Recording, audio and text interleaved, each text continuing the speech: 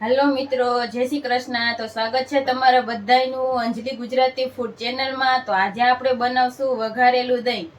તો આપણે દહીં વઘારવા માટે આપણે દહીં લીધું છે। તો આ દહીંમાં એકદમ મોડા દહીંનો જ ઉપયોગ થાય છે, બહુ ખાટું નથી। એટલે જો આપણે મોડું દહીં લીધું છે, એક નાની આપણે ડુંગળી કાપીને લીધી છે, એક નાનું ટમેટું કાપીને લીધું છે, 4 થી 5 કળી લસણ ઝીણું કાપી લીધું છે, એક ટુકડો આપણે આદુનો લીધો છે, થોડી આપણે લીલી ધાણા સુધારી લીધી છે, ચપટી હળદર છે, ચપટી હિંગ છે, 2 આપણે સૂકા મરચાં લીધા છે, એક આપણે લીલું મરચું કટ કરીને લીધું છે, 5 થી 6 દાણા આપણે મેથીના એડ કરવાના છે, સ્વાદ પ્રમાણે આપણે મીઠું છે। અને દહીં એકદમ મોડું હોય એટલે થોડીક આપણે એમાં છાશ એડ કરવાની છે અને મીઠા લીમડાના પાન છે।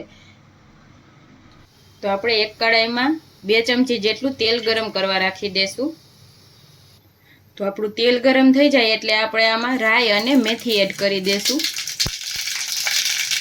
રાઈ થોડી ફૂટી જાય એટલે આપણે આ સૂકા મરચાં એડ કરી દેશું અને આપણે લસણ એડ કરી દેશું, મરચું એડ કરી દેશું અને આ ડુંગળી એડ કરી દેશું અને મીઠા લીમડાના પાન એડ કરી દેશું।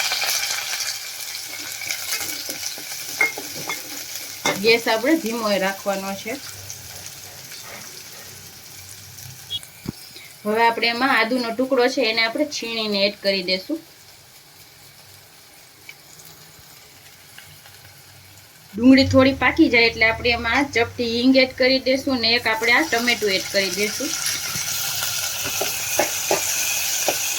ટમેટાને આપણે એકદમ સરસ પાકવા દેશું તેલમાં।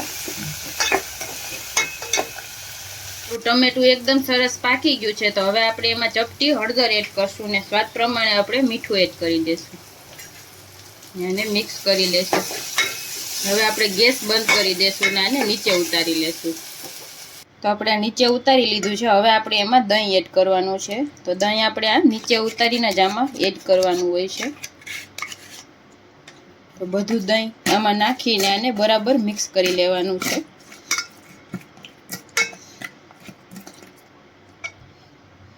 તો આમાં બધું દહીં એડ કરીને એકદમ સરસ આ દહીંને મસાલા સાથે મિક્સ કરી દેવાનું છે।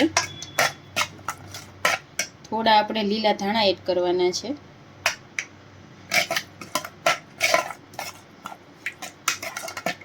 અને જો તમારે આને આમનમ ખાવું હોય ને તો આમનમ પણ તમે આને ખાઈ શકો છો, ભાત સાથે આ એકદમ ટેસ્ટી લાગે છે। અને થોડું ખટાશવાળું ખાવું હોય તો થોડીક આપણે એમાં છાશ એડ કરવાની છે ખાટી। તો મને થોડુંક ખાટું ભાવે છે તો હું આમાં થોડીક છાશ એડ કરું છું।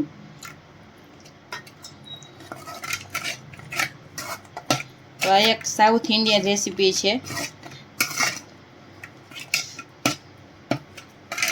તો જો આપણે આ રીતનું દહીં જોઈએ છે તો એકદમ તૈયાર છે। ચાખી લેવાનું, આપણે કંઈ ઘટતું હોય તો આપણે એડ કરવાનું, બાકી આ એકદમ ટેસ્ટી દહીં લાગે છે।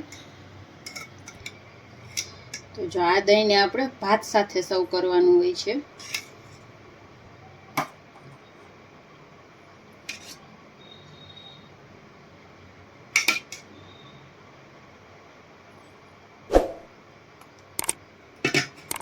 તૈયાર છે આપણું એકદમ ટેસ્ટી વઘારેલું દહીં। તો જો તમને અમારી આ રેસીપી પસંદ આવી હોય તો અમારા વિડીયોને લાઈક કરી દેજો, શેર કરી દેજો અને અમારી ચેનલને સબસ્ક્રાઈબ કરી દેજો। Thank you.